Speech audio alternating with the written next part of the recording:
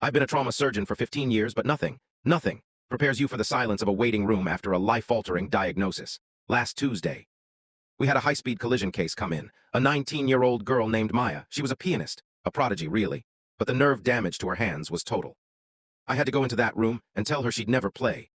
Another note, her parents were devastated asterisk. They were so overcome they had to step into the hallway just to breathe. That left me alone with Maya's 7-year-old brother, Leo. He was sitting in this oversized plastic chair, kicking his light-up sneakers, looking at Maya's bandaged hands. He didn't cry. He just looked up at me with these big, searching eyes and asked, "Does she need new hands to be happy again?" I didn't have the heart to explain how the world works.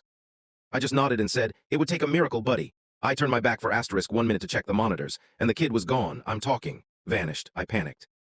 I went running into the hall, shouting for security. Thinking he'd bolted for the parking lot, I found him 10 minutes later, in the hospital's administrative wing. He was standing at the intake desk for the donor registry. Barely tall enough to see over the counter, he was holding out his small, shaking hands to the nurse. And he was saying, "I have two, and Maya only needs one to play the piano, please. Just take mine. I'm good at soccer anyway, I don't need them as much as she does." The nurse was in tears. I was in tears when Maya woke up, and we told her what her brother tried to do.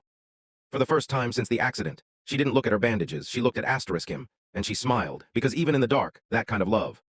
It's the only light that actually matters.